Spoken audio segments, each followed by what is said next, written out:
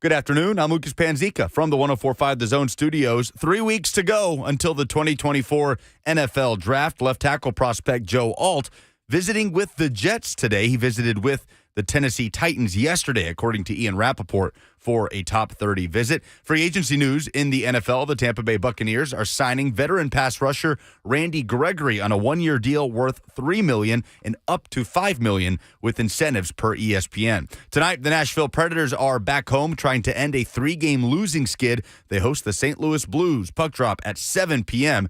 at Bridgestone Arena. For all your foundation repair and waterproofing needs, visit USSTN.com. Breaking news at once on your home for the Titans and Vols. This is 104.5 The Zone.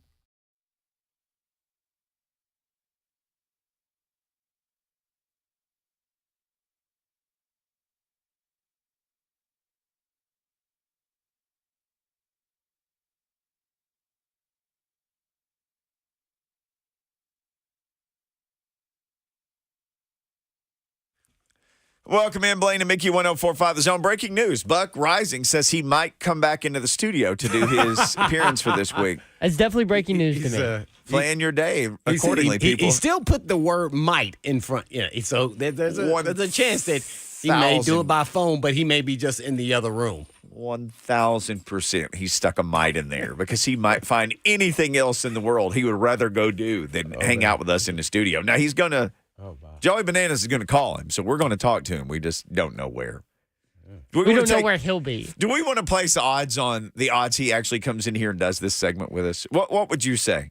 Man, I'm pretty confident this time. He just walked out and said it. So. I'd say 4-1.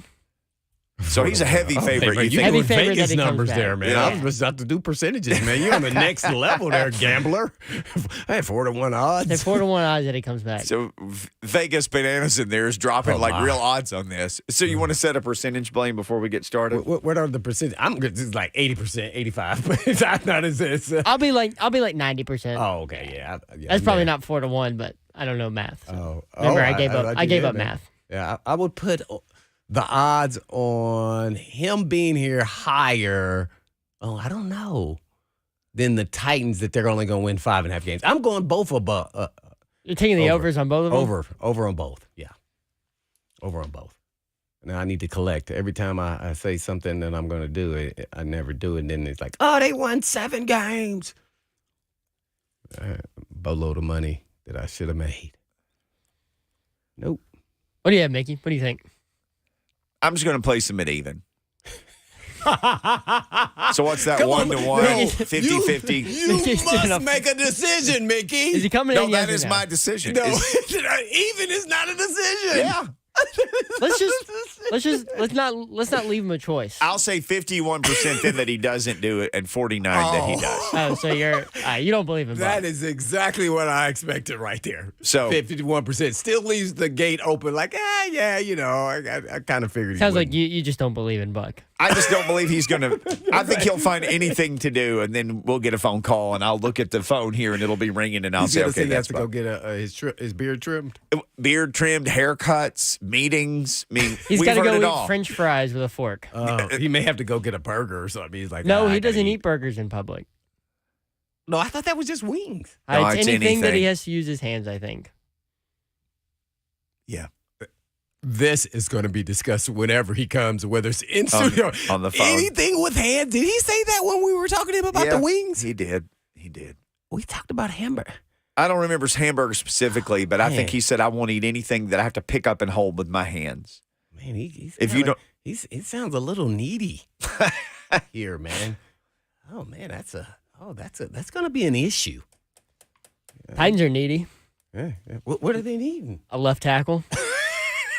Man, hey, Left tackle, wide receiver, linebacker, Safety. we need D line, D end, tackle. Right tackle, left tackle, Oh man, right guard. Where are we going here? I mean, there's any number of things that they do need. They do seem like they've shored up the cornerback position pretty well. And it's funny because you got D-Hop year 2, and as Blaine kind of warned you guys, he'll be the same guy. His game's not based on speed, running away from people. It's just based on the way he plays. Mm-hmm. He's going to look the same, which going to training camp every day last year, I'm like, son of a gun, he looks the same. Oh, he looked fantabulous. Because he's combat catcher. He's got those long arms and the really big hands. And so if guys can be all over him, he still catches the ball. See, that's why I love him. He's right where he's supposed to be, runs great routes. So none of that changed. So you got another year of that. I mean, let's say we weren't even planning on talking about this. What if you get the same season from him next year that you got this year? What if you get the same season? Like, son of a gun, this end of the year, do you pull him into the office with Vin Marino and Rand? You don't wait till the end of the year. Wait. Yeah. You So how far? That's too late because he'd be like, nah, you know what? I'll just wait and see how free agency goes. I want to come back. No, I'm saying like the end of the year while you're still playing games. Do you pull him into the office and go, hey, man, let's keep this thing going? What keeps you around next year? Any year, man. You get past week 10, it's kind of, if I'm a player, no can do. Nah. Question is, would the deal be like a 1-year deal? Like, hey, come back for another year, or would it be another multi-year deal, like another 2-year deal that could be a 1? I mean, if I'm him and I'm having the same year and I know what my game is based on and none of that's changed, I'm still the same guy. I want a multi-year deal. Mm-hmm. That's the only way I'm talking. Yep. You talking about give me a 1-year extension? Huh? No. Nope. If he does the same thing, and actually, I believe he can, with a better player on the other side. I think he could You'll have get less attention. I think he could have a better year. Yeah. Not even just the same year, a better year. That's what I said. But the Man. barometer is if he has at least that. Yeah. Like this is going to keep going. You would assume he'll have Will Levis for the entire year, assuming no injuries. So consistency there. Mm-hmm. Plus, Will Levis should be another year matured in the NFL. You have an offense you have a new offensive system that makes the offense actually go and want to pass the ball more. So there's that's added to it. You're not going to be a run-first offense anymore. He played all 17 games. He had 137 targets. He had 75 catches, 1,057 yards. He averaged 14.1 yards per catch and 7 touchdowns. Yeah, he's pretty. Like, it's set up for him to have just as good, if not a better year than he did in 2023. He is currently. If I'm with you, Bananas, I think he will. I think he should have an even better year. Especially, I think he's going to get more opportunities. I mean, they're going to throw the ball a little bit more. He's about to be 32 in July, so he'll start the year at 32. Age, doesn't really matter for me. Just his game is just how he's set up with route running, combat catching, as you mentioned, and then making people miss is, especially for his long limb type guy. Man, he's impressive. It's going to be interesting when his career's over what people think of him as far as Hall of Fame. People think it's a no-brainer. I don't think it's a no-brainer just because of that style. Mm-hmm. Sometimes those guys don't actually get in. But it will be a huge, huge discussion. And if I'm him, I would want to be here with the young quarterback too, because he can, get him to rock a little bit more. Hey man, I'm gonna take care of you. You see what happened? What we did in 6 games that you played last year. So yeah, I think giving him an extension, maybe I would even consider it. I would go the 1-year route to your point, Mickey, if I came to him now. If it can help me with the cap a little bit more. Yeah. Mm-hmm. Yeah. And I can actually put 2 years, and one of them is kind of a dummy year. Yeah, they do that. I'd do it now, to be honest. I want him to be part of it. Because the worst case scenario, what could happen is he's just a 800-yard guy. That's still pretty good. Or he misses some games and only comes up with so I'm just looking at the numbers, and you say, but man, he's still really good. Really good player. And also depends on what else you're bringing in. Another young receiver. You could teach him the ropes and everything else. So, yeah, good quality player, man. That man, bad man. So here's where he is just among active guys and everybody who's played, because I got curious. He's the number 1 active receptions player. He's got the most of anybody who's playing, 928. That makes him 21st all time. He's the number 2 active current player in yards, 12,355. He's 23rd career. As far as career touchdowns, he's 4th among active players. He has 78. He's 35th all-time in career touchdowns. Yeah. But he's not competing against the guys active, but I get what you're saying there. What does he rank with those guys, let's say the top 20 wide receivers in the Hall of Fame? Just one other interesting thing, and this is another way of looking at it, how it tells the story. He's going to have some numbers because he's got receptions. Yeah. He's a moving chain guy. His receiving yards per game is number 13 all time, which now that's a nice barometer there. 76.3. Okay. So his receiving yards per game is, again, number 13 all time. So what do you want to find out here? Receptions wise, let's see. Jerry Rice is number 1. There's nobody close. We won't have to name him, but just give us where he's at. So how many career yards does he have? Mickey, do you have that in front of you? 12,000 something. 12,355. So that would put him between Art Monk and Steve Largent on the Hall of Fame list. Art Monk got in. It took forever. See, that's what I'm talking about. Excuse me. Sorry. Charlie Joyner and Art Monk. That's where he would be in between. And Charlie Joyner played forever and then took a little bit to get in, too. Yeah, it took both of those guys. And it's because of their chain mover, more so their game, than, every time they touch the ball, they score. And that kind of plays a part in it. So what I would say is he's going to get in. It probably just won't be first ballot for sure. Art Monk was an interesting case because it took him forever. Remember when he retired, he had more yards than anybody. I know. He was number 1. But the argument with him was, well, he made 3 Pro Bowls. And who was the, was it Ricky Sanders? You remember him? That was with the Redskins? Yes, that was the guy opposite of him. I think he was 83. Mm-hmm. And people said, there's 4 or 5 years. Ricky Sanders was more productive than Art Monk. Yeah, but he wasn't Art Monk. But he was not Art Monk. But that was part of the argument against him was that. Because his big splash plays. Because he was a speed guy. I remember that because that was the fun bunch. I was in middle school. Yeah. And I was a big Cowboys fan. So to them watching Art Monk, Ricky Sanders. Who was the other receiver they had there? Had Alvin Garrett. Remember they had the Smurfs, the little bitty dudes? They called them the Smurfs. Right. Yeah. They used to do the fun bunch and do all the high-fiving. And then they got in trouble. And the NFL said, you can't all get together and celebrate like that anymore. The fun bunch killed all the fun. It came back around. It sure did. Yep, just like, bell-bottom jeans. Buck Reising may have on bell-bottom jeans. We're about to find out because he's either going to be here or he isn't. We will find out soon enough. But we got to ask him about eating hamburgers with a fork, and we got to ask him, would he just go ahead and extend DeAndre Hopkins? Let's just ask him everything. He'll join us next. Blaine and Mickey, powered by All Four Seasons Garage Doors.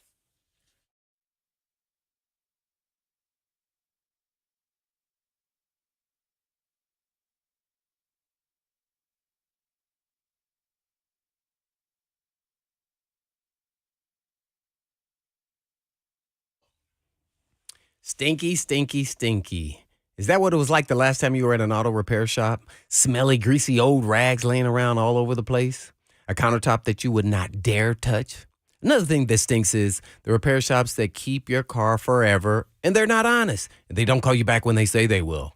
Was that your last experience at a vehicle repair shop? Well, hey, it's Blaine Bishop to tell you about Eurofix. Eurofix takes the stink out of European auto repair. And at Eurofix, you get a free 15-minute no-wrench inspection with an estimate at every visit and no high-pressure sales tactics. And at Eurofix, you get a 3-year nationwide warranty and a free loaner car with every repair appointment. You never pay dealer pricing.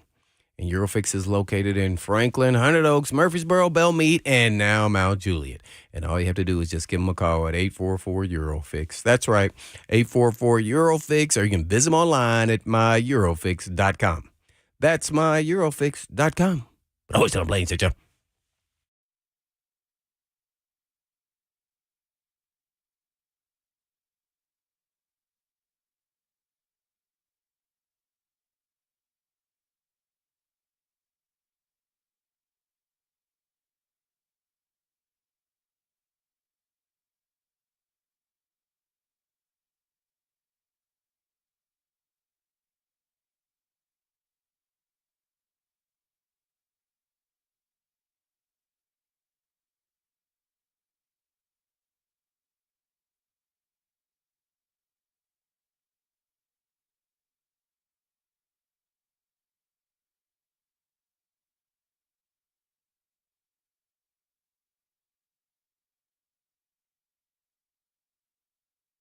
Below MSRP?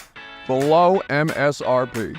Below MSRP. It's pretty simple. Two Rivers Ford sells all new non-specialty Fords below MSRP.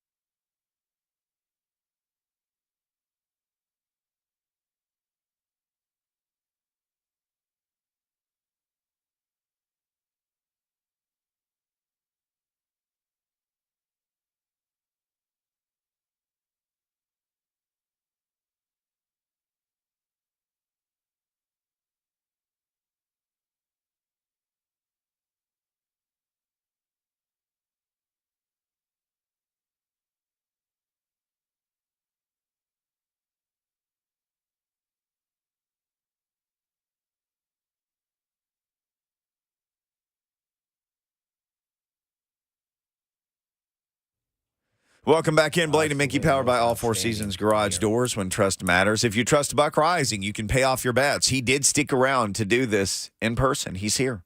Yeah, well, so I 85%. Yeah. Yeah. What? People were betting against me? Yes, no, I was for that you were coming.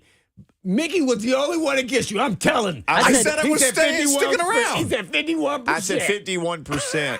I said You're 85. not here, and 49% that you are. We thought said maybe 90. your barber would call and You didn't believe 90. You called me just now. You didn't. Well, you you thought were I was in the building. I crazy. still got to do my 100% job. he did not believe. He called you. You set the expectation in the bar really low. Good. That's what you're trying to do. I've been doing that since I was a little kid. I go out there and cut the grass. I do that. Just the worst possible job on the lawn. Nobody ever asked me to cut the grass again. Okay. More than just a pretty face play. Man. Oh, man.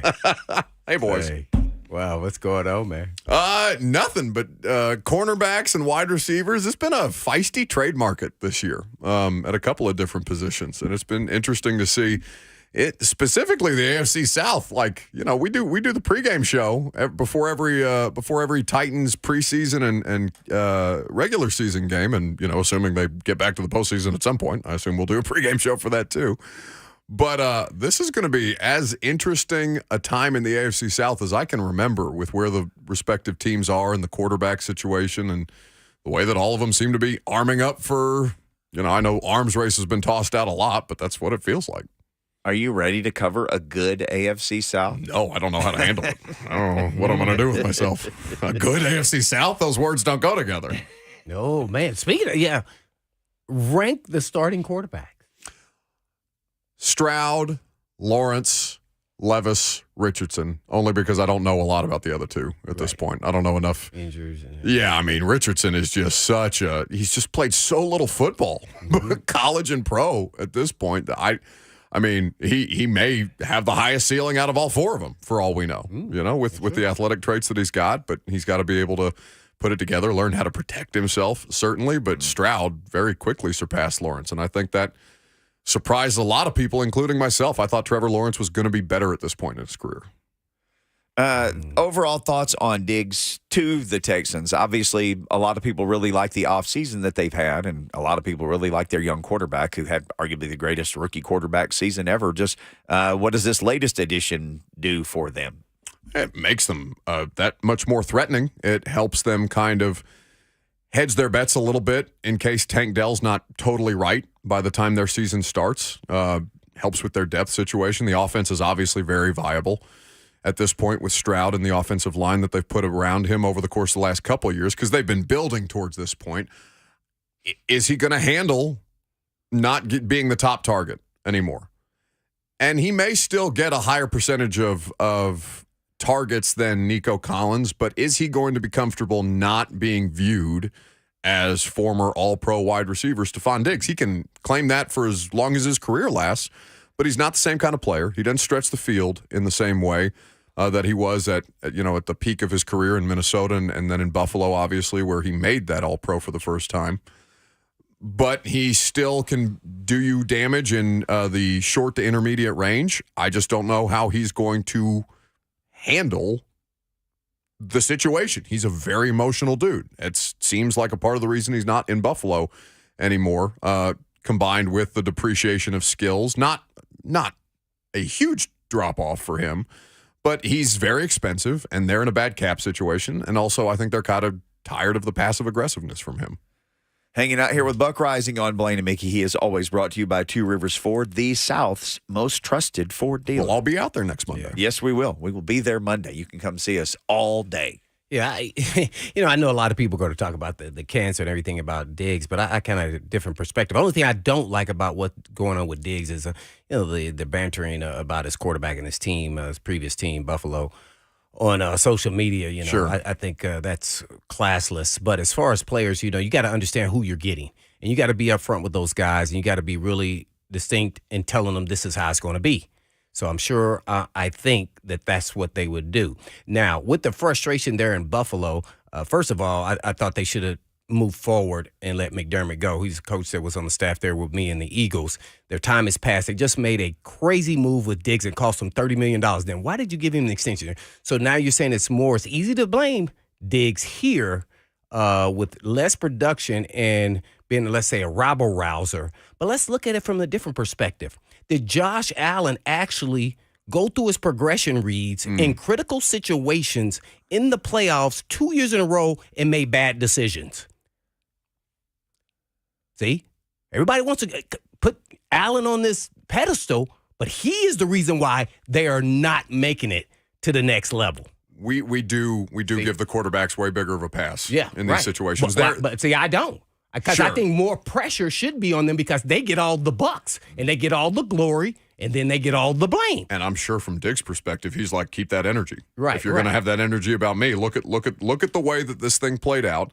And for Josh Allen, he has come a long way as a player, but he still has a lot of that YOLO Wyoming stuff in him that I'm not sure that he'll ever move past from. Right. So the way that I articulated it earlier, Blaine, and I wonder how this hits you as somebody who's been in these locker rooms, and we've all been in locker rooms, but you having the experience of working with players at a different level, I want a wide receiver or a skill player on my offense that is going to be demanding that way. Now, he can't take it so far as to undermine the quarterback on social media publicly. Can't do that. There is a line, right? You don't get totally excused. But in the same way we talked about the Titans' offensive line, do they have a dog? Do they have anybody with attitude who sets the tone and stuff like that? If you have the skill set to back it up, and Stephon Diggs for the entirety of his career has had the skill set to back this demanding nature up, I don't think that should be used as a knock against him. The social media behavior is one thing. His demeanor on the field and on the sidelines is another. I think Josh Allen absolutely could be held to a higher standard, and I think that Stephon Diggs is probably one of the few people who's willing to do it. Right. And I think that's where the rubber meets the road for me. And I think he's upset because he felt like Josh Allen has something to do with why he's not there. Well, see, you got to look at the whole big picture of what's going on here, and I think he has. Now, do I like his tact at times? No. But do I love his competitive nature? Yes. But I would set the standard now. Getting to the Texans, you are now going to be a 2 or 3. There may be some games that you may be the number one target. But guess one thing that's going to benefit Diggs in this point? He will not be the focal point of the offense. Doesn't have to be. So he's going to be – no, it's not just that he'll have to be. Guess what? Now he won't get doubled. Yeah. Oh, so his numbers may look even better, even though he's got less catches, less targets. So I thought this was a great move by the Texans. I think people are going to see with different coaches, players respond differently because of the relationship that you build with that coach. So every coach and they know what they're getting. So I'm sure they were very upfront, and that's how you build that kind of trust with players, especially of his ilk. It's no different than T.O. in my day. He's that same guy when you're talking about front guys. You just can't do it. And I think he tries to be a little bit back, but his emotions get somewhat out of control at certain points. And he's usually always in the playoffs because he knows what's at stake. And then he feels like if you get me the ball, I think I can help us win the game. You're not getting me the ball. They didn't double me here. You misread the coverage and didn't throw me the ball. I mean, I'm getting paid $20 million, and then everybody's going to be looking like you had no catches. Well, they were doubling me too. So my numbers are going to go down. So it's just kind of interesting. I just wanted to get the full picture of what everybody's getting. And I like players like that, to be honest. Sure. But certain coaches just are not going to have it. Like Vrabel would not want that kind of guy on his team. Like me, if I was a coach, it wouldn't bother me at all because I'd be, hey, man, you start the attitude, okay, come stand right here. That $20 million right here. We got dudes. I can go down the list of dudes that they got. That they can, they got some really good players. They got 6 deep at receiver. Yeah. And so this is an insurance policy just in case Dale and everything else, and we got another quality player. They're trying to make a run for the Super Bowl. So with that being said, why is everybody comparing the Titans to the Texans?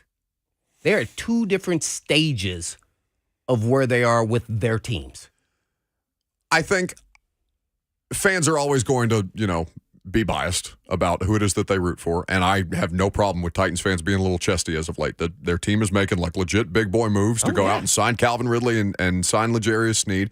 And I do think, when we come in here, or at least the reaction that I've gotten, I can't speak for you guys, but I'm sure you've dealt with some of this. When you come in here talking about, well, look at the Texans. Look at what they're doing, what they're adding. They've got Danico Autry. They've got all this money. Don't be too excited about your cap space because Indianapolis and Houston have almost as much as you to go out and spend, so you have to find a way to make yourself overtly competitive, and they've done that. So I think it's just there's a degree of pushback from Titans fans on one side where they're like, why are you talking so nice about the Texans? What do you mean the Texans are so much better?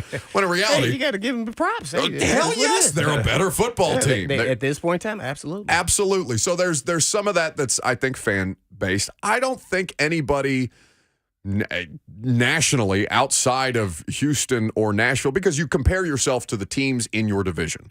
How do you stack up? And Jacksonville and Indianapolis look more mortal than they did a year ago. If I'm being honest about the way that they went about their offseason, the way that Trent Baalke in Jacksonville doesn't seem to have a plan on how to put this thing together, his track record of not adding receivers in the draft and just letting Calvin Ridley walk, you're going to go into battle with Gabe Davis and Christian Kirk next year, who are quality players, but I don't think that they threaten you right now with how the rest of the division looks. So I think that the Titans are actively trying to compete with the Texans based on the signings that they've made. And I think Titans fans are cognizant of that. And so, of course, they're going to compare themselves to the best team in the division, even if they're not willing to acknowledge that said team is the best team in the division, and they're not right now. Best team in the division, but where are their quarterbacks?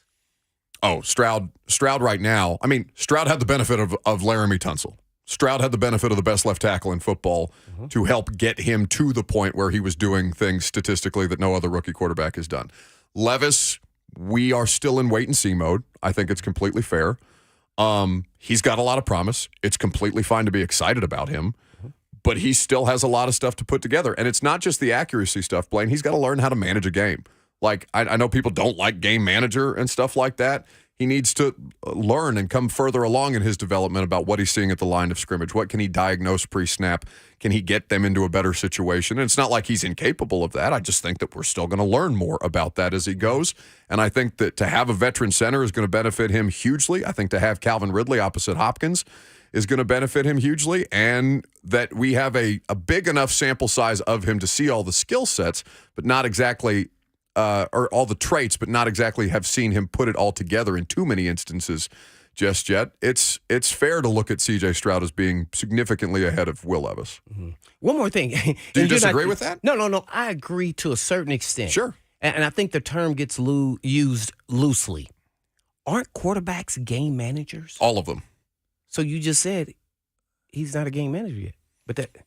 So, I mean, is he or it? I mean, like, that's what I'm getting at. Sure. Because once he gets there, that's actually what a quarterback's supposed to do. Correct. I think he hunts the big play a lot, which with an arm talent like he goes that. after the home run ball. Huh? Shouldn't he? I mean, when you've got the Josh Allen arm. The ladies are watching, man. He got to hit the home run ball. Hell yeah. You see those biceps? He's very aware of what people are watching on. He's full size. Yeah, my wife even checked out his bicep there, man. She was like, oh, his bicep Brother, ain't nothing wrong with it. Those biceps are ridiculous. I get it. But I just think, play more when given competency around him. Can he get himself to a place where he's more comfortable playing within structure? Gotcha. Is maybe the way that I should articulate that. Well said. Buck Reising Show. It's right. Cruising in here in the Two Rivers Ford. This continues to get Titans fans stirred up. I think the latest was maybe Nick Wright, who kind of blasted the Titans at the end of a segment. And you mean Nick Wrong? Nick Wrong. I saw you posted this on your own Twitter. Some dude on Fox said they were going to be picking first overall in next April. Oh, I saw. Oh, I kept scrolling. I didn't even look at the name. Exactly. So what is the laziest national narrative about the Titans? I believe this was a Buck Reising poll question this year. That they're cheap. I don't get why people still think that. Like, I feel like I get hit with that every year, every time they get ready to go into an offseason. I'm looking at Lawan's contract. I'm looking at Jeff's contract, Harold Landry, now Calvin Ridley and Snead. Like, they're investing not just in Cushenberry, the most guaranteed money for a center ever. And I know, things were different under Bud, but there's some stuff that seems to have carried, at least with a percentage of the fan base and maybe people who don't know all the ins and outs of the Titans ownership structure, whatever, that this is a franchise that does not invest in that kind of talent when all they've done since 2015 is invest in that kind of talent. Now, some of that is because they haven't retained a first-round pick prior to Lawan or prior to Jeff Simmons since Lawan. Yeah. So they went from, when did Taylor get that extension? In 18? 18 was Vrabel's first year. I think they made him the highest paid offensive lineman in the history. So they went from 18 to 23 without extending a first-round pick. And so maybe that kind of carries some of that, or continues some of that stigma. But I don't know how you can't look at what Amy Adams-Strunk has done at the practice facility, with the team itself, with how much further they've expanded the coaching staff, with being willing to eat money on the previous coaching staff and general manager to go out and get the people that she deems are right, and consider this franchise as anything close to cheap. I think that they have invested well in trying to make this thing as successful as humanly possible. Of all the guys that they have invested that money in this offseason, which guy, whom is your favorite addition to this team? Ridley. I want touchdowns. No more 17 and a half points per game. No more 17.9 points per game. If I could get to 20, Blaine, ooh. It'll do things to me. 20. I don't know. 20? Well, Can you imagine? We got to get over 24. Can you imagine 20 points per game? How about Oh, my 24 in the year God. of our Lord 2024? I'll be drunk and naked in the streets if they're 28. scoring 24 points a The game. clothed and sober Buck Rising joins us Allegedly. here on Blaine and Mickey. Yeah, like that, you're on camera. They can see. So, shout out to Zone TV. I can strip. I can get weird. Oh, Lord. What? Oh, my. I bet you would have been a hoot in college, man. That's a good time. I'm not going to lie to you. That's a good time. Well, tell us the craziest Buck story that we could say on air. Oh, it's probably the banana suit story. I don't think that's a new one. The Watford for the win shot against Anthony Davis in Kentucky. Freshman year of college, there is an unranked Indiana basketball team that beats the number one Kentucky team that went on to win the national championship that year at Assembly Hall. That happened to be my freshman year. If you go back and watch on YouTube, there is a huge explosion when Watford hits the three in the corner. The entirety of the crowd goes up, except for one lonely little speck in a banana suit with the hood of the banana suit down, because there was entirely too much grape Kharkov vodka drank prior to that particular basketball game. So that will live on in infamy forever. In fact, Bob Kravitz did like a whole remembrance article in The Athletic about it. I got interviewed for that. Oh, and that set the career ablaze. Something like that. The reputation of Blaine. Infamy. Yeah. Well, with that being I'll said, bring you the banana suit sometime, Blaine. You can wear we it in got to here. pull that up. We got every time we have you on, we're going to just tweet that out. Watford for the win. Yeah, all right, It's unbelievable, baby. Oh man, so basketball. All right, who you got for the Final Four? UConn. Yeah, it's just that easy. Huh? I hate Purdue. I want to see them lose to NC State, even though that 6'7" little fat dude is going to try and put an elbow into Zach Edey's stomach or whatever. It should be. Called somebody little who's 6'7". Well, DJ Moore is 6'7", but he's like compared to Zach Edey. Edey is we're all 7'4". He's not. DJ Moore. I thought his name was Bird. What's his name? DJ Burns. Burns. DJ I'm Moore is sorry, the dude. other one. I'm They're sorry. both okay. 300 pounds. It's 285, isn't he? No, he's listed at 275. Somebody's lying in the media guide. He's 300 pounds. He's 330, 300 pounds. What do you mean? I'd say, hey, man, how many fouls have we got to give to Edey? Because you're going to give them all up. Yeah, You're going to get called for all of them. I mean, I really do think it's UConn's to lose again. They just seem so much better. And Edey, the complaints about him just being bigger than everybody else. Yes, so what? That's how they win. That's what college basketballs can still be. He doesn't have to be overtly skilled, and he is a skilled player. He's just skilled at what it is that he does, and what it is that he does is not exactly sexy. All right, Titans grade. So far this offseason, where do you put them? And I would only compare them to the AFC South. Yeah, I would say B-. B- for where they're at. The What's Snead, a player you would want them to get? B-. Okay. I are you would have thinking? loved to see them sign Jerome Baker. I would have loved to see them sign DJ Reader. They have so many needs on defense, and Snead helps a lot for sure. But I don't know who's running their defense right now. It may be a rookie. We'll see what happens. So you're concerned about the green dye?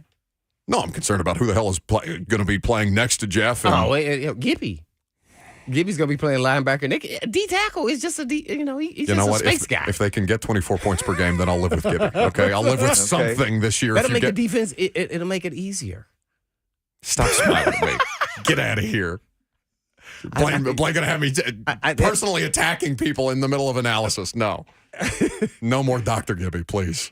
Unless somebody gets hurt, and then it's okay. And before we let you go, please tell us about the Cosell that you got going on? Yes, we can't wait to have everybody in the house on Friday, May the 3rd. You can get your tickets at 1045thezone.com. Analog. Greg Cosell is going. You've been to the Analog Room. Oh, yeah. The Analog Room, nice spot. And has a full bar. How many live podcasts have a full bar attached to it? You can come hang out. You can get in the door for $25. Greg is going to break down the entire Titans offseason at this point. Snead, Ridley, the draft class. It'll be 6 days after the draft, and the tickets are moving fast. So if you want to be a part of a sellout crowd at the Hutton Hotel in the Analog Room, and I know some of you guys are going to be there. We can't wait for to hang out with all of our friends on Friday, May the 3rd, 1045thezone.com for tickets. Can't wait. Do you eat hamburgers with a knife and fork when people are around? A hamburger. No, I eat them with a napkin around them because the grease is disgusting. So when did this start? Because we were just Early talking. age. Early age? Early age. My mom In has public or just, it didn't matter where? Generally. Okay. My mom has a story about, I hate ketchup. I'm one of the only people that you'll meet that hates ketchup, and this is something that has not changed with my taste buds, but she remembers when I went to preschool for the first time, and my preschool teachers were telling my mom, oh, don't worry, once he sees the other kids doing it, he'll start eating ketchup too. He'll grow out of it. I'm like, no, that's not me. I'm not like the other kids. All right, give me the fork and knife. I'm going to eat my French that's fries. Pretty obvious. You can be like me too, Blaine. I get you a banana suit. I don't know about Little fork and knife for your French fries would be great. Yeah. Don't be a sheep. It's okay. What's the food you hate the most? You would never no way. I'm not picky. Like, I'm picky with how I eat things. I'm not picky with the food itself. Okay. Yeah, I got a little international background to me, Blaine. I like all kinds of food. Oh, okay. Nothing. I like a lot of. I'll try a lot of different things. Anything in England, their food is not good, just generally. Oh, I thought it was supposed to be good over there. Well, you go to the right spots. I'm not Keith Bullock going to Sexy Fish every night or whatever. Oh, okay. I'm not a pub food guy. Oh, all right. And with that, I could go on forever since asking questions just to get to. Yeah, because I'm weird, Blaine. This is why I talk to myself for 3 hours a day. You're just different. Yeah. It's okay. and with that, we will release Buck Reising back into the wild. We're all different in our own ways. Hide his banana suit. That's Something like absolutely that. true. So let's do this. Buck dropped his offseason grade for the Titans. He said a B minus. People are weighing in the F&M bank chat. Top tier says solid B plus, A minus easy. What say you? 615-737-1045. What's your most hated food? Yeah, that too.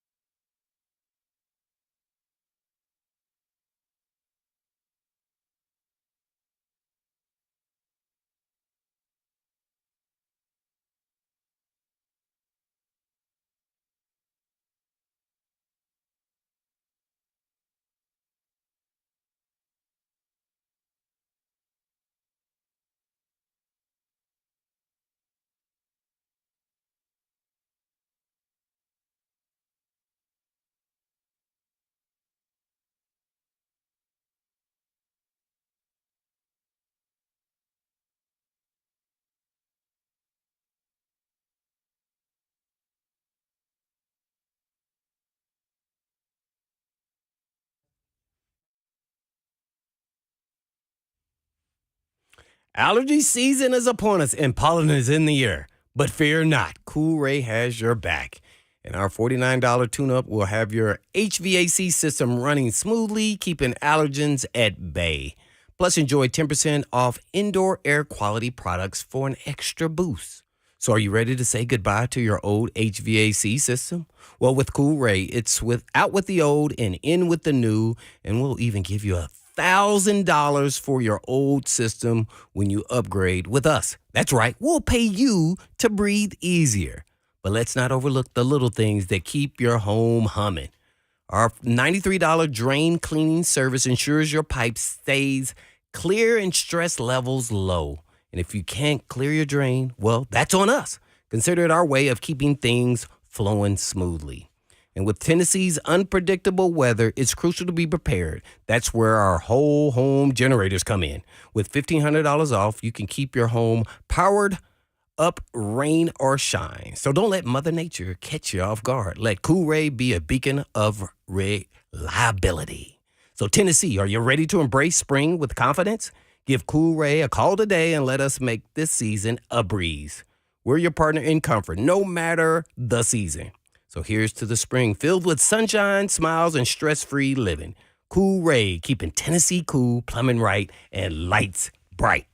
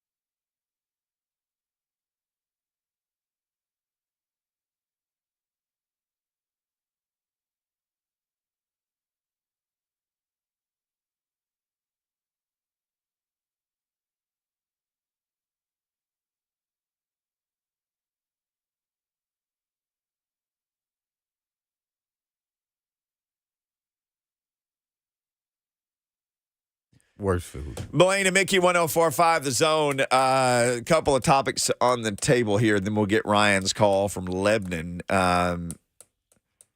J Bulls 615 says, so far I give the Titans an A. This is on their off season. And on the food, I can't stand. It has to be meatloaf.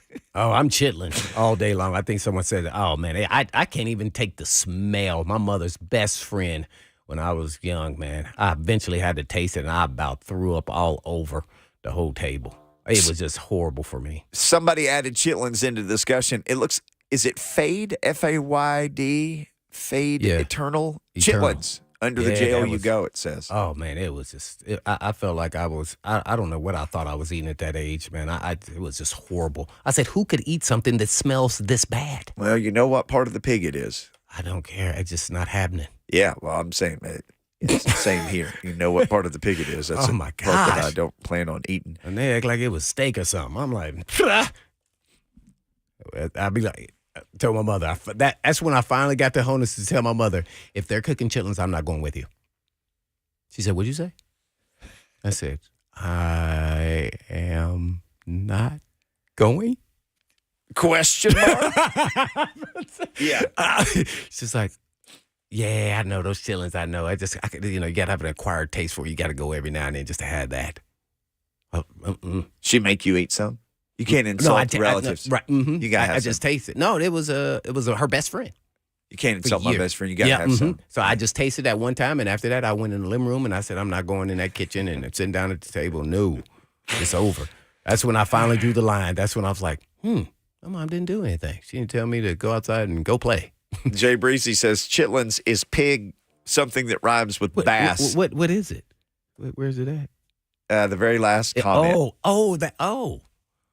Ew. Man, it was just a nightmare, man. Yeah. I don't even know. How do you do that?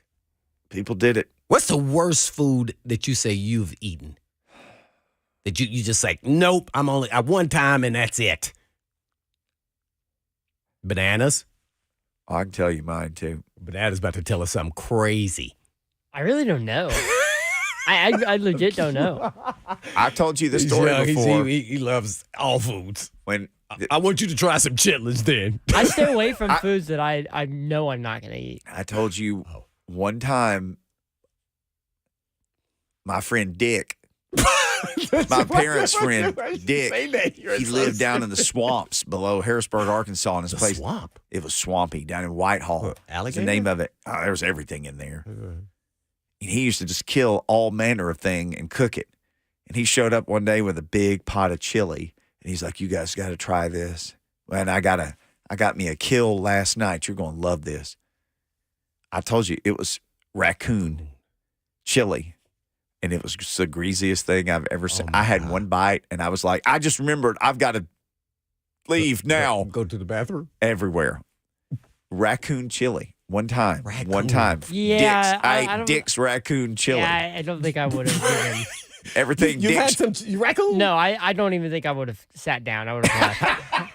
Have you ever had just I'm not raccoon, eating- not the chill? I mean, not the I'm like not eating soupy? a raccoon. Just, No. What does it taste like? Is it like some form of beef steak?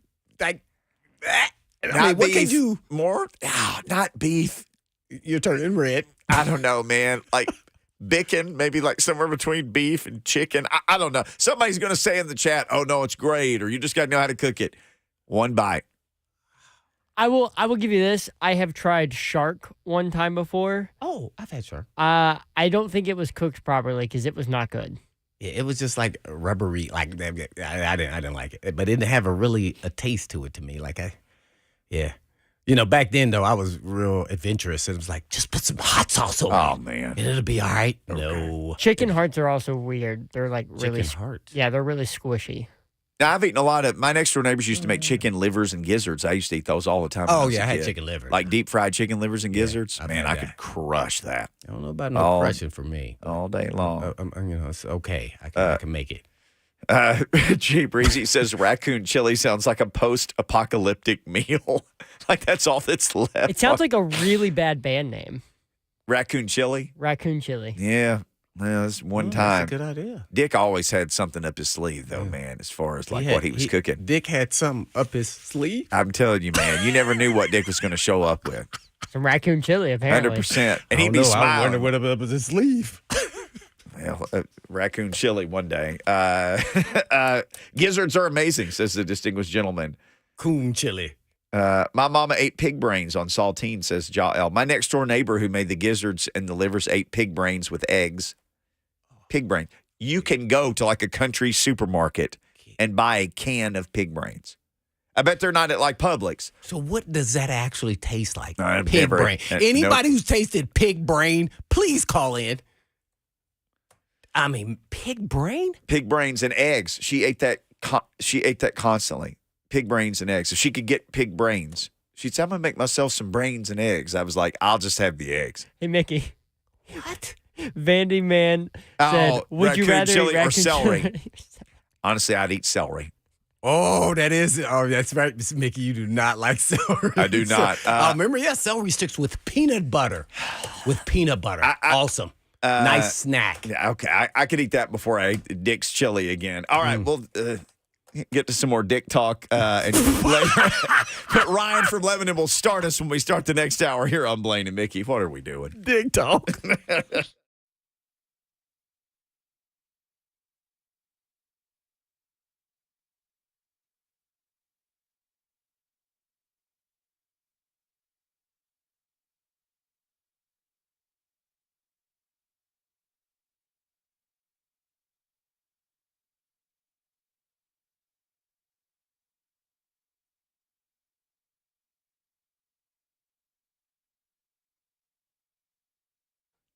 Summertime is right around the corner. And how about this? Your chance to live at the lake. We got a limited number of lake lots being released to the public, and it's coming up soon, Saturday, April 20th. Your chance to experience resort lake living at a fraction of the price. 2-acre wooded estate lots from just $79.9, and they got lake cottage packages with a boat slip from only $349.9, and lake lots with boat slips from $64.9, and private golf cart access to the new marina and walking trails and shoreline, and a huge new clubhouse, and they have concerts on the waterfront. And guess what? You can keep your boat just a golf cart right away. This is the life you've been dreaming of. Pickleball, pools, coffee shop. It's all there.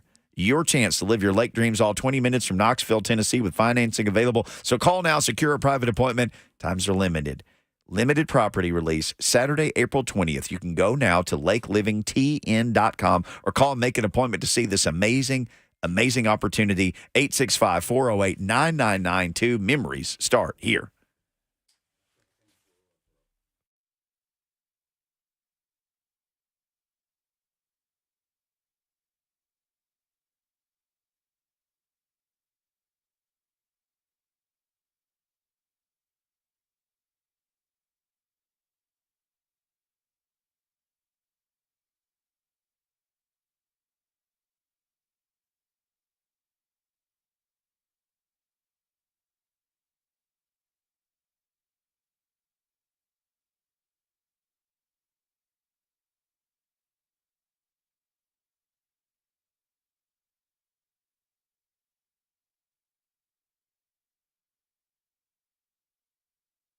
The guaranteed offer is the easiest way to sell your home. It's really simple. We bring you an all-cash offer. You close in as little as 21 days. No home inspections, no lockboxes, no open houses. Go to markspain.com to get a guaranteed offer and start packing.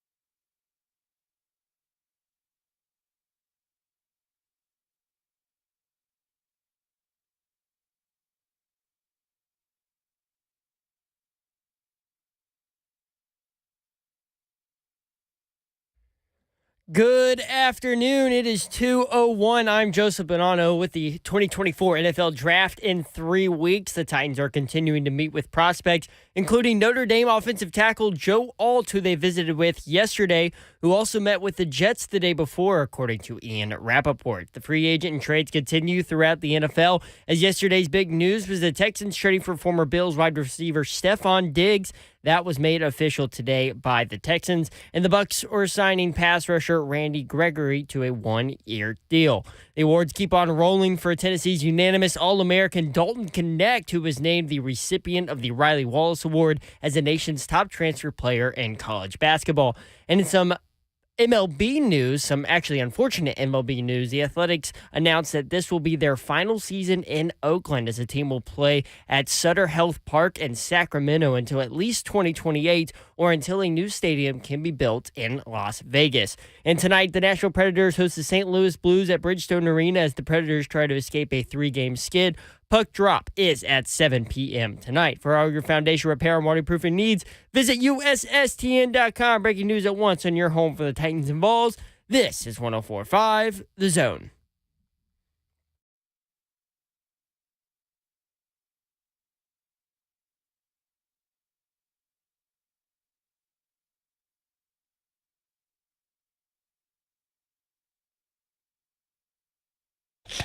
Okay, hour number 2. I better make sure I wear some glasses, watch the eclipse, man. Oh, man. Well, lose my vision. Hour You'll be number able 2. to watch it on Monday. This party. Yeah, hey, Blaine Got and that Mickey. party started. Going to have this party continued at Two Rivers Ford on Monday. The whole gang's going to be there. Oh, Well, man. I won't. I'll be here. Joey B will be back here eating man. pig brains and eggs Yeah, Not I even don't know. close. and chitlins. And Mickey, you got people weak in the knees, man, at Raccoon. work, Yeah, man. if I was Chili. hungry before the show started, I am no longer hungry. Same here. I was hungry when the show started. Big brain and cow brain.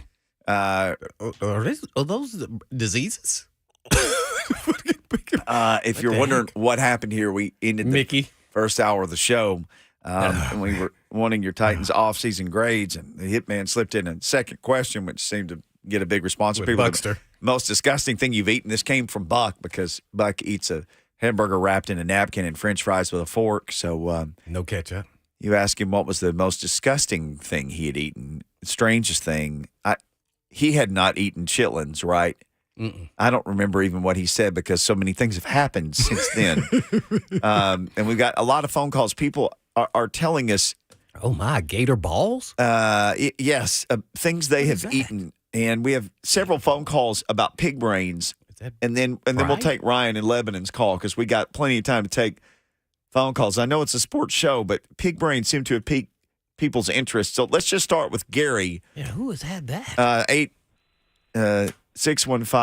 615-737-1045. Gary ate some pig brains, I think. Gary, what have you got for us? Well, Mickey, I want to start by saying that you're from Arkansas and you're a bass player and you're raised in the country, and I'm the same, except I'm 61, so I'm a little bit older than you, and I think in some ways I may be more country than you, but in other ways you might be more country than me. Fair But enough. that said, I have eaten pig brains. Like, They were cooked okay. with scrambled eggs as a breakfast thing. And you can still find them. It's the Rose brand. It's in a little black and yellow can. They are packed in milk, and they are served with scrambled eggs. It's a breakfast thing, and they taste kind of weird, and it's purpley, and it looks horrible. You can buy this like at Publix? Maybe not Publix, but you could probably get it at Kroger or, like Mickey said, a country grocery store. Ooh. Gary, do you live in the city now, or do you live like outside the metro area? We moved out to White Bluff, but I'm originally from Lexington, Tennessee. So, like you, okay. I went to all my concerts in Memphis. So let's say this. If we were in Lexington, Tennessee, and I bet even in White Bluff, if we went to grocery stores there, they would have pig brains in a can, just like he's talking 100%. about. Yeah, Gary, 100%. thank you, man. Yeah. Oh. Uh, Have you tasted that? no, I before? refuse to eat it. Oh, but you've seen it. Oh, gosh, yes. My Yeah, with your neighbor ate friend, that in right, front of all the me time. 100 Okay. times. I would just say, I I'll have thought the you might have egg. tasted it. You can hold the brains. No, It's that like I was, tasted that chitlin, and I was like, no, bleh. that was a hard no. Chitlins are the gateway to something we were discussing earlier. It was the gateway to what? It is the road by which the poop travels. Oh, no. So that's a hard no. wonder Perry that. in Ashland City wants to continue the pig brains smelling discussion. Hello, stuff. Perry. Hey, guys. Of all the years I've listened to the show, I never thought I'd have to call in to be your pig brain expert, but I'm here. Let's hear it. Yes, Let's hear that's it. why we need you. Yes, thank you. I was born and raised. We had a pig farm, and the fresh brains and eggs are the way to go. They have a light gray flavor. Light gray color, but the flavor is really mild. And honestly, it's something you need to try. I think you would like it. Do you put anything now, on as top far of it to like make it taste like No. hot sauce or any, salt and pepper. pepper? Okay. Salt and pepper. We would eat it every other day. We cooked it a lot growing up. But on your Chitlin Day in Cheatham County, they have a Chitlin eating day in Cheatham County they used to do for a fundraiser every year. What? And Bill Hall would come down and be the grand master of the ceremony. And so I've cooked thousands of pounds of chitlins. And you're right, the smell is bad, but Bill Hall gave me a secret of cutting up a whole onion in half. And when you drop it in, the smell goes away. It's amazing. I don't like the boiled chitlins. The fried chitlins I actually got a taste for. They were okay. Oh. But have your guys look up, there is a song called Chitlin Eating Time in Cheatham County. You can find it and play it on the air. It's a real thing. Chitlin eating time in Cheatham County. Oh, yeah. Yeah, that would be a great song to play when you get ready to start a ball game. Oh, We may do it on coming back from a break. 100%. Yeah, it sounds like some good bump music. hear Perry, I that? appreciate the phone call there. No, I was on the phone. What did he say? Okay, yeah, tell me. There's a song called Chitlin Eating. There's a lot of Chitlin Eating Time in Cheatham County. It's a song. I don't want to substitute any S's We'll for search for it CHs on the there. break. I'll do some research. Justin in Smyrna would like to add some context to this discussion. Hello, Justin. Pig brains. Hey, what's going on, fellas? Man, got you it. tell us. Hey, man. So I've heard all your guys. They're just saying brains and eggs, but they weren't really doing it right. See, growing up, my mom would only make it one way. She would make it with toast and white gravy, and we thought it was normal. All the kids would come over in the neighborhood, and she would force them to eat it on like a Saturday morning, like it was a rite of passage in our neighborhood. You had to have the brains and eggs with the white sawmill gravy and the toast, and that was the way she ate it every single time. What does it taste like to you? So look, it's almost like ham, but the texture of sausage. Oh. And you got to mix. It's mixed in there, and it got to the point where my mom, when they stopped selling it at the grocery stores in Nashville where we was at, she would drive to Chattanooga and smuggle it back in her suitcase as if this was like she was crossing state lines with pig brain. She would come in so excited. She would call me. She'd be like, "Bud, you ain't gonna believe what I found in the Piggly Wiggly down by your granddaddy's house." I'm like, "Mom, we've moved on from the pig brains. We can't keep doing this our whole life." But she would. She'd come back from vacation with 4 or 5 cans of pig brains and sit on them for like special occasions, like Easter or Christmas morning. Oh, wow.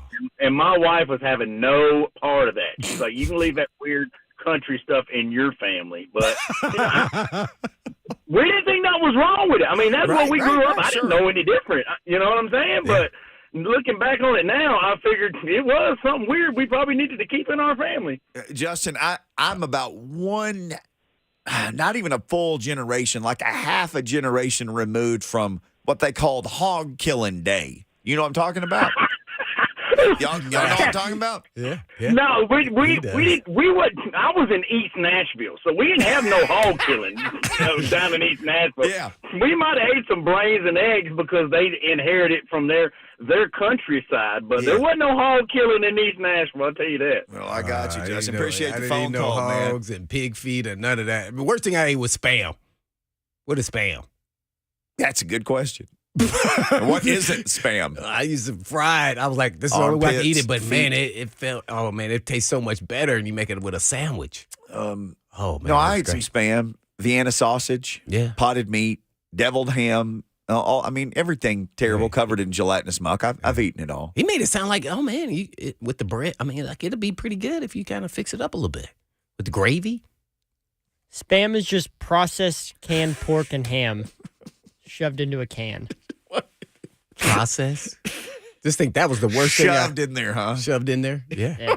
Yeah, It's pretty boy. good if you fry it up. Yeah, I had to fry it up. I could not eat it any other way. A little bit of mustard on a Oh, yeah. sandwich. I would put hot sauce on it, too. It was good. Make it a sandwich. Yeah, it was. Then it became, I love this. People keep talking about souse in the chat. What's Y'all ever souse? have souse? Come on, man. I'm from the city, man. I don't even know what that is. You go get you Souse meat? Yeah, yeah. There's a version of it at the Souse. grocery store. It looks like, it doesn't look real. It almost looks like plastic, like you can see through parts of it. I never even asked what was in souse. My neighbor who ate the brains and eggs also ate souse. My father, occasionally, I saw him eat it. I did not. There were certain things I said no to. People said they hate souse. Yeah. There's multiple souse. DHB said souse meat was my go-to. What is that? Spam is a pork product, and pork is in parentheses, says Oh, John. my. I probably was eating some crazy. I have no idea what it was. I loved it. Yeah, okay. That was cool. Let's take Ryan's call. Let's have some Titans talk here to get us going. Ryan, thank you for sitting through the brains discussion. Show us some brains about the Titans here. No worries, guys. I appreciate it. So I just got a question about Caleb Farley. Obviously, he's still on the roster, and, first-round draft pick, all that good stuff. I mean, is that something maybe we could trade him? Or, obviously we haven't seen much of him. Or do we kind of sit tight and kind of see what he does this year and see if he can get a rebound year and get some playing time? I'll hang up and listen to guys. Love the show and love the brain talk. Ryan, thank you. Appreciate Thank you, it. man. Thank you for having some brains and leading us back to sports. He's not worth any trade assets to anybody. Yeah. Unfortunately. And knee trouble and back trouble. Surgeries. And surgeries. So he's going to be around, and I'm sure that he'll off-season himself into the best shape that he can be in, and they'll put him out there and see what he does this fall. And, Yeah. Hopefully for him, with all the issues, not only personally, but also with his body, that he finally got a chance to really get everything back connected, everything healed, and then he was actually able to train to be a solid football player. So I'm hoping the best for him. Let's see what happens. He come out in training camp. I think the best case scenario is that he could be a backup corner at this point in time and see where if his body holds up and see if he can get some production until his contract is up. And then hopefully he can then pawn that into maybe getting a contract probably somewhere else. This staff didn't draft him, so no loyalty to him, but I'm sure they're going to give him a chance to at least make the roster. So we shall see. And then, they got new strength and conditioning people there. I don't think we mentioned that, or if we did, just briefly there. Two people, actually, 2 or 3 people.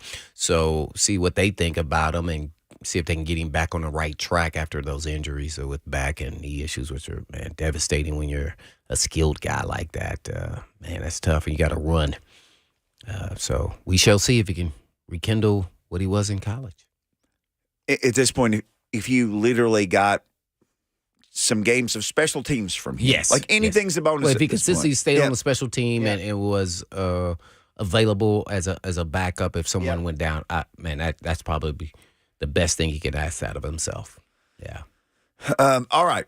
We'll continue the eating discussion because people are talking about this. And someone described, here you go, Sal. Here you go, Blaine, from Ben Silcox in the F&M Bank chat. Souse is basically made with what's left over after bologna, potted meat, and Vienna sausage, also known as hog head cheese. Oh, my. Does that sound like something you'd like to throw on a sandwich? I don't think so. I'm seeing terms on here I've never seen before. What is this? Oh, that's kimchi. Okay. Cook kimchi and other stuff as a seasoning. Okay. Yeah, Puka has joined the discussion. She said, I've got friends in Robertson County who raise, slaughter, and make sausage from their hogs. Hog killing day. That's what you said you had, right? I was my parents did that as kids, and I knew people my age whose families did it. My family stopped doing it. I told you on the farm, it's a lot of death. It'd be like, everybody, hey, man, some animals. that guy's number is up today. And by the end of the day, this pig out there walking around would be packed up in the freezer, processed, and ready to be eaten in various forms. Like a pig you knew. Oh, I knew him. I called him Fred. Oh, Fred is dead. We going to break. Yeah, we'll be right back. Fred is dead.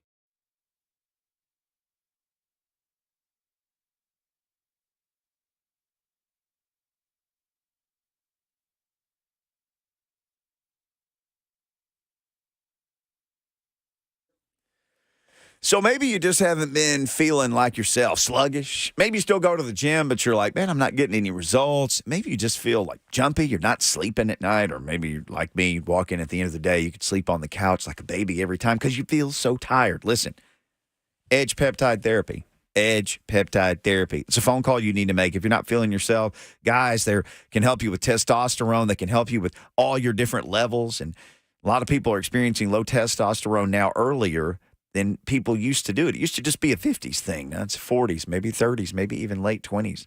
You can't take care of everybody if you can't take care of yourself. You're so tired and exhausted and irritated. Don't live like that. Edge Peptide is ready to make your body feel better from the inside out. Right now, they've got an everyday low price of $99 a month for testosterone therapy. I know people are calling because they've told me that they have. Call and go get checked out. Get your levels checked. Find out what you need to feel like you want to feel again. EdgePeptide.com or on the phone 615-724-1878. Schedule an appointment today.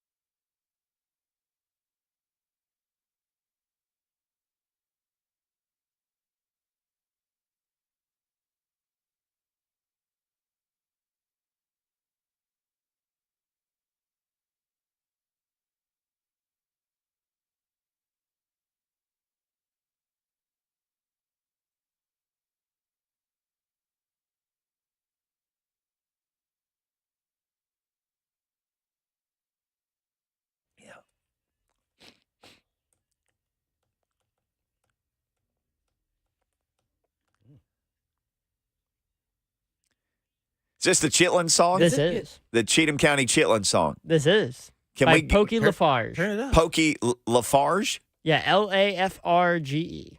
Pokey Lafarge. Shout That's out. right.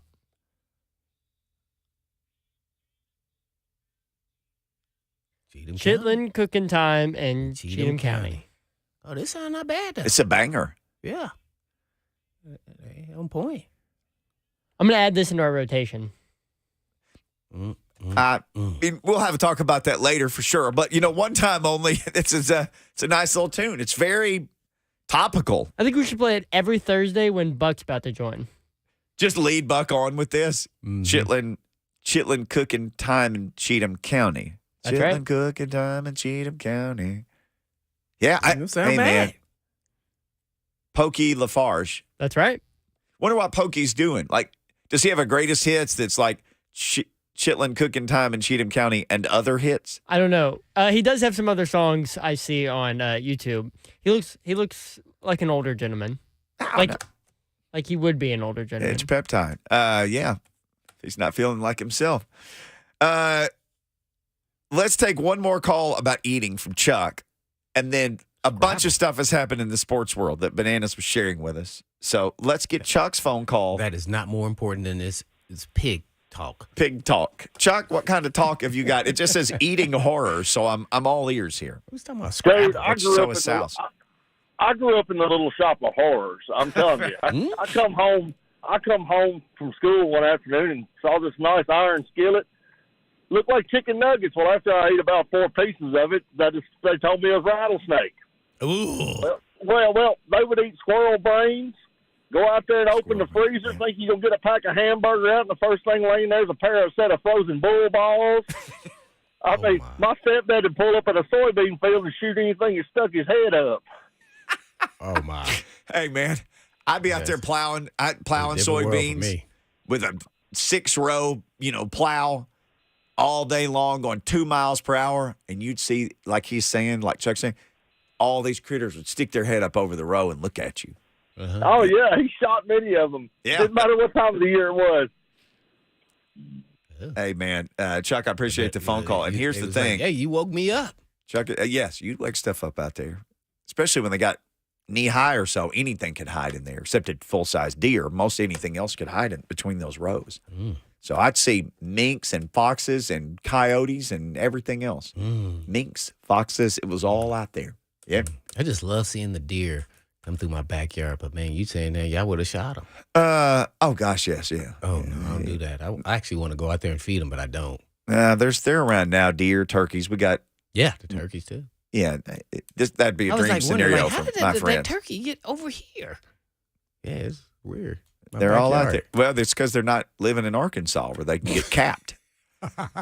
Eric Musselman, the dream has been realized. He's run off Bronny James and headed somewhere. Is that right? Yeah, he's leaving Arkansas to head over to USC. And no, that's not South Carolina. We're talking about the Pac-12. Well, no, that's right.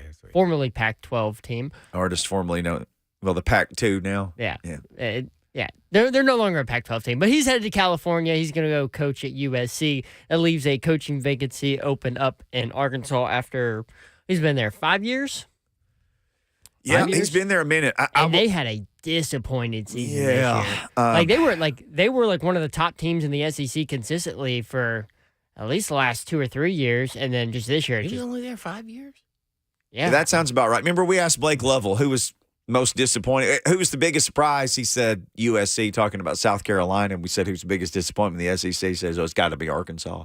So everybody thought they'd have a heck of a season. They had you can Google it all you want to. There was a lot of drama there, behind the scenes stuff that sort of broke up a lot of their team chemistry. I have a friend who lives near Muss in Fayetteville, and he said, hey, man, I don't know if you talk much about Arkansas basketball, but you can tell everybody that guy's not going to be here.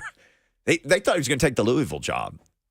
My friend was convinced he would take the Louisville job to get out of there. And that didn't work out, but he took the USC job. Went 16-17 in 2023-24, was 11th in the SEC. they have resources. They have a lot of money. They have Tyson Chicken and Walmart, and they have who's the other biggie? The Waltons and Tyson Foods, and there's one more I'm not thinking of. Somebody will drop it in the chat, I'm sure. But there's a lot of money that gets funneled into that school from local businesses that are global businesses. So that's a good job. That's a really, really good job. They have unlimited resource. They have all the facilities. Anything they don't have, they get it built. I mean, they're just 2 years removed from an Elite Eight in 2021, and then last year they made it to the Sweet 16, and this year they were slightly over 500, and their coach is hitting the road. He sees the writing on the wall. Well, again, my friend said he is going to leave here, so he had enough. He had like his neighbors knew that he was leaving. He's probably telling them like, "Hey, you know, anybody wants to live in the neighborhood here? My house is going to be available soon." You know, that's how neighbors talk. Like, Muss and his family are leaving. He's looking for another job, so he told us to be on the lookout if anybody wants to live in the neighborhood. Who was that you had that tip on that their Christmas tree or something was in the trash? It wasn't my tip. It was some Florida State booster was like, Jimbo Fisher is leaving. His Christmas tree is in the yard. Remember that? Yeah, I remember That's how the story broke. Somebody who lived in his neighborhood like put on a message board. Hey, man. Because he usually keeps his tree? It was out like on December 12th or whatever. It was already out in the before Christmas. Oh, I got you. Okay. Now, there's Florida State fans I know here because they're everywhere. Somebody could probably explain that better, but it's like they put in a message board or something. Hey, man, you can take this for what it's worth, but Jimbo's tree is in the yard. And it was like in the teens, I think, of December. When no one gets rid of it. You buy the tree then. Right, you don't throw it out. I didn't know the timing. Okay. Does this open the door for Will Wade to possibly find his way back into the SEC? Arkansas fans are fighting like crazy on the internet about Will Wade. Are they? Yes. So what do you think is going to happen? Because I follow some media accounts being from the state. And you know some people in higher-ups over there. And I'm telling you, that's... Will they pull the trigger, Mickey? Is that time? Are they going to do it? Because remember, they want to win. His name was in the hat for the Vandy job. Then they went out and got Mark Byington. Yeah. Yeah, I knew Vandy wasn't going to pull the trigger. Now another SEC team has opened up. Will Wade from McNeese State after they got to the second round, right? Second round. Yeah, second round. Which, if you're McNeese State, that's like winning He can coach. the whole thing. He can coach. Yeah. All the strong A offers you want to make now, you can make. Here's the most advantageous thing about that. If you're the Arkansas administration, you're not rehabbing him, or you're not the first stop after all the stuff. Right. He went to McNeese. He had no problems there. You can sell that to your fan base. Look at what he just did with McNeese. Now imagine him with millions of dollars in his budget and these facilities. He's already won in this league, and he can make all the offers that he wants to people. Because guess what? That's how we're going to get guys now and keep guys, is making strong A offers. So if you're the Arkansas administration, I don't think he's that difficult to sell. All the water's under the bridge. People want to win. They forget things. I've said this before. Winning is intoxicating to people. It's intoxicating to fans of pro teams, college teams. It's intoxicating to boosters. It's intoxicating to administrators, and not everybody. But this is why sometimes all these allegations will come out of school that this was some systematic thing of 5 or 6 or 7 or 8 years, like all the stuff with Baylor when the Bryles were there. Well, guess what? They were winning. So everybody just turned their head. And as soon as he start losing, there she blows. He's terrible. He's doing this, and that. Right. But winning is intoxicating. So people turn their head because they're so intoxicated by that rush that you get. And you're on college game day and you're playing in big bowl games and the stakes get really high. And that makes people crazy. So I know some people who are connected to Arkansas that say, hey, I don't want Wade. I know other people who said, I'll drive there and get him myself if I got to go down to Louisiana to drive to McNeese to get him. McNeese didn't make it to the second round thanks to Hunt O in the F&M big chat. They got knocked out by Gonzaga. That's Sorry right. about that. I did have them. I thought they could beat Gonzaga, but I did have them in my bracket. They did beat. Sorry. Thank you to Hunt and Pat McGrath. Yeah, thank you to both. Oh. Jerry Jones, Arkansas booster. Heck yeah. Oh, okay. Maybe that was the other person you was thinking of, or no? Well, that wasn't a brand, but he is a brand. No, it's Tyson Foods. Walmart, and today about 3:01, I'm going to think about this, and I'm going to be like, dang it. Costco. I'm going to have to text you guys. Not Costco. What? But Buc-ee's? Buc-ee's is from Texas. Coach Matt can tell you all about that. Oh, man. I went to Buc-ee's, man. I've been there twice. Man, I appreciate everybody. I thought I just had McNeese winning one game in my mind, but no, you win a national championship there. Nolan Richardson did. I know that's been 30 years ago, but they have enough resources. I mean, they play in a power conference.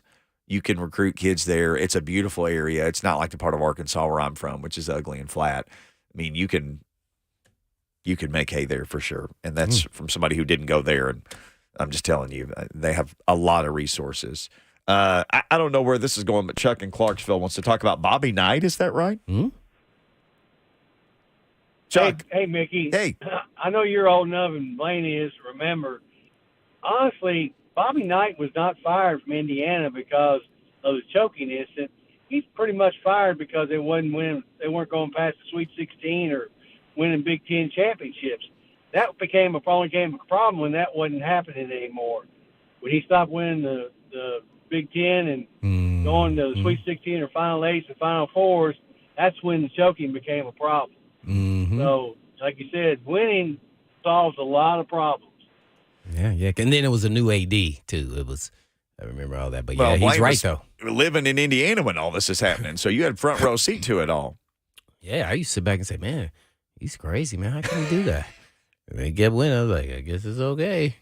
But he was doing it, over and over again. I mean, it was kind of crazy there when you were in Indiana. And all they cared about, like you said, intoxicating about winning, they didn't care nothing about that. That did not come out until he started losing. Right. 3 national championships. Mm-hmm. I mean, what 76 team with Quinn Buckner, and the 76 team was the one that was undefeated, I believe. Then 81 and 87. 87, that was a Keith Smart team. Smart, mm-hmm. 76, 81, 87. 5 times Final Four. Isaiah Thomas and those guys, yeah. Yeah, Isaiah Thomas was on with the 81 team. Mm-hmm. I mean, think about the guys that came through there. Mm-hmm. I mean, Isaiah Thomas is on the Dream Team. You know what I mean? Oh, they was rolling. That's what I said right now, man. or tried to be on the, Oh, yeah. He was. He should have been. He should have been on the Dream Team, yeah. Yeah. Don't want to get that confused there. Yeah. MJ has something to do with that. Yeah, Bobby Knight went to the Elite Eight 92, 93. Then it was Sweet 16, round of 64, round of 64, 64, 32, 32, 64, 32. Played in the NIT, round of 32, Sweet 16. Didn't make the tournament. That was getting into Texas Tech. But his last 3 years? His last 6 years at Indiana, they didn't get past the round of 32. Yeah. And like you said, he got a new boss. Yeah. It was a lot of pressure, though. But I really didn't think the new AD was going to pull the trigger. Well, and do you remember people killed that guy? I mean, yeah. Some people said it's about time, and other people said, how in the world could you do this to Bobby Knight? Because he was one of those guys. He kind of made you ask that question, should anybody get a lifetime contract? Mm-hmm. I felt like he did. I already had it. Yeah, it felt that way. He was untouchable. And then one day he was just gone. Yeah. Oh, he was pissed off for greatness after that, boy. He did actually a pretty good job. I think Texas Tech went to the tournament a couple times for sure. 64-32, Sweet 16 and round of 64. So they made it all the way to the Sweet 16 with him at Tech one year. Yeah.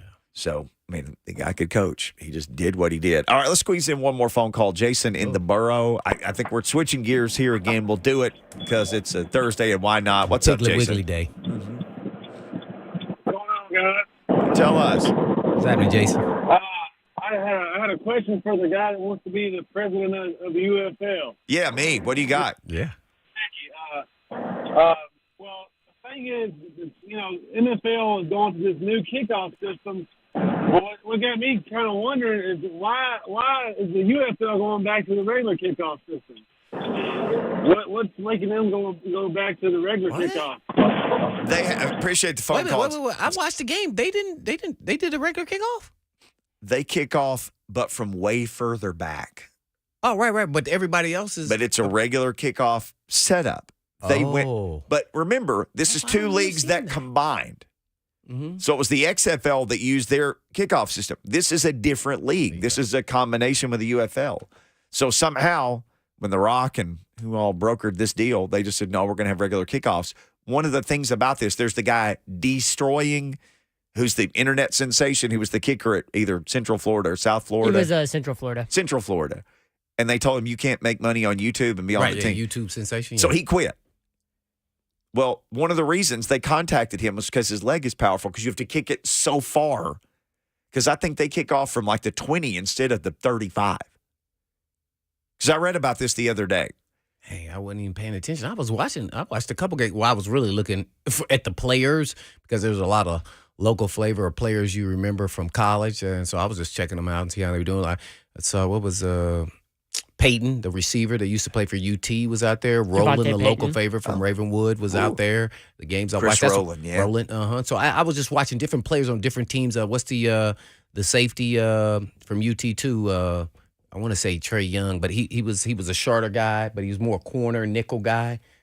Really good player, tough, hard-nosed. He was with the Saints practice squad last year. Oh, man. I could have told you if you hadn't told me. Mm-hmm. Yeah, he wore number 0. Yep, he did. For Tennessee, yep. No, he still has 0. He still wears it? Yep. Mm-hmm. So I was just finding different guys that you remember here locally or whether it was a UT or from here. So there were different guys out all over the place. Bryce Thompson. Yep, Bryce Thompson. Yep, that's him. The UFL kickers will line up at the 20-yard line, a position that will limit and possibly eliminate the potential for touchbacks, similar to what the USFL did. It was the XFL that had the other one, so they kept the USFL. That's why they need the mixture. Do you like that decision? Well, the NFL is saying it's all about reducing concussions, and these guys are like, we just want the kicks to get returned. Yeah, they want to see action because they want people to watch. All about that action, boss. We got one more segment of action coming up. Stick around. Who knows what will happen? It's been that kind of a day, Blaine and Mickey.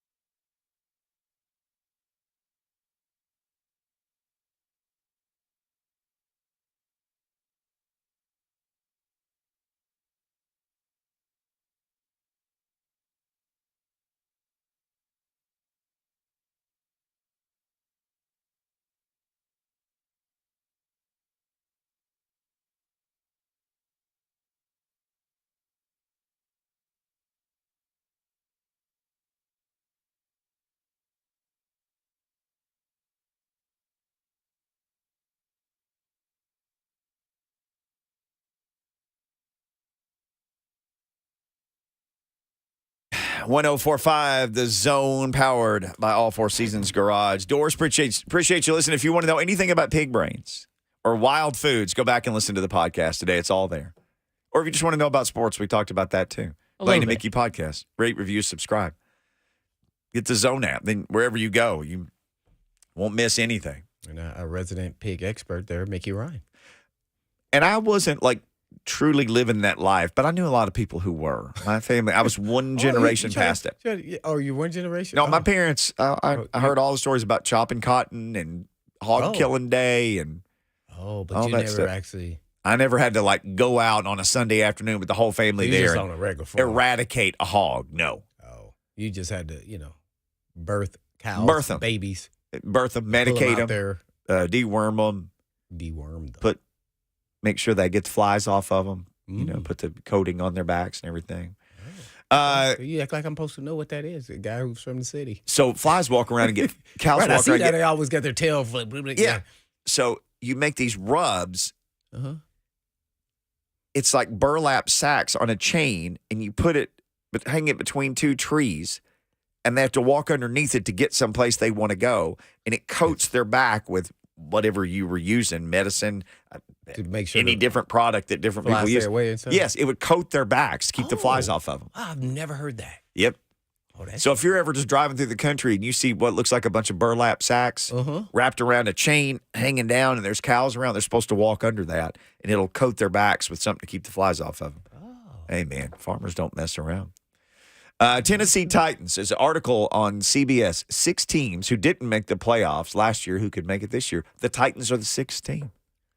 Who said this? CBS Sports wrote an article about it. Somebody says that. Was it Yep. Jordan And then DeJesus? somebody says they're going to have the first pick of the draft. Yes. Another writer. That's where we are. We're everywhere. Yeah, the first pick of the draft is just Nick Wright. it's Nick just one of those wrong. talking heads who nobody watches their shows, so they say something so they can get a social clip that'll get 50 million views, but nobody will ever watch their actual show. So some of these, yes.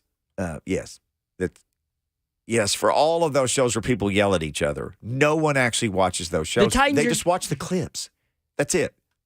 The Titans are not going to be the worst team in the NFL in I can't 2024. believe that. I was just like, really? So here are the 6 But no, before you start. Okay. I got to get this out. Get it out.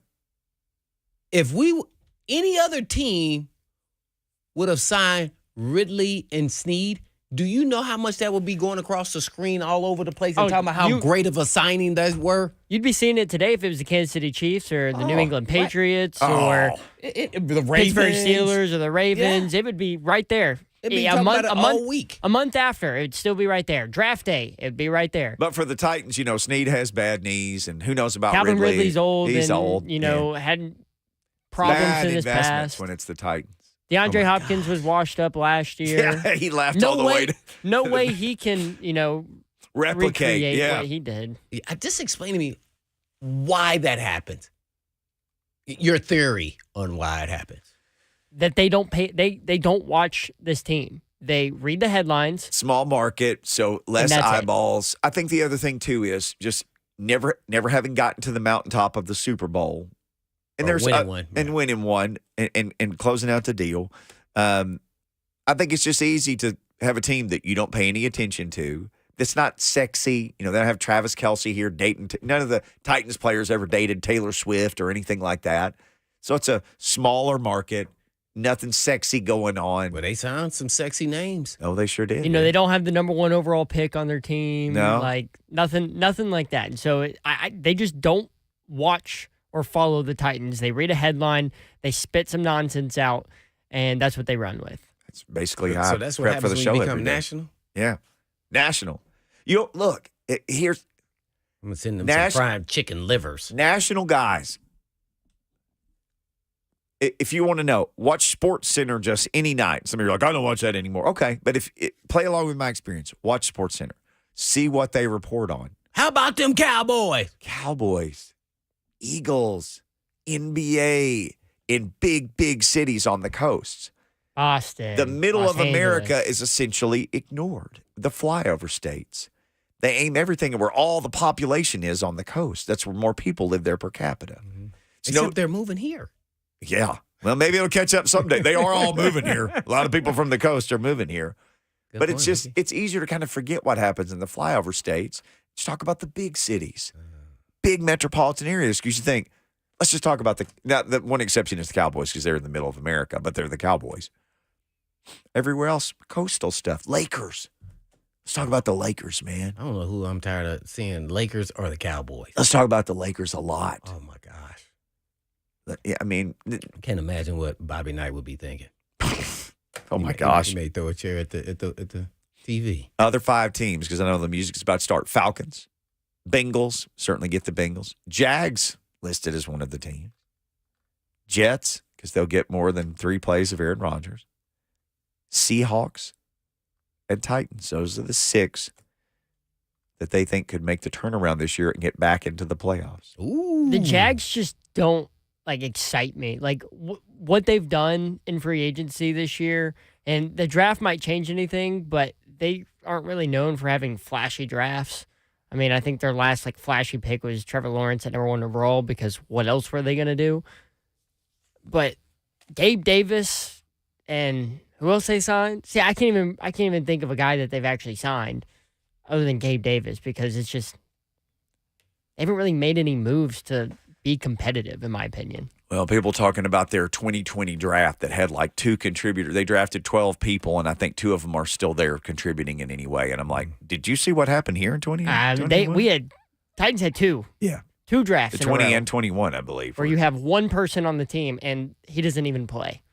Barren wasteland. 3HL isn't a barren wasteland, though. And they're going to be jumping in here into the studio, and they're going to be getting you going and getting you home. But for now, it's time for us to get out of here. So in the meantime, in between time, peace. Big feet. Peace and peace.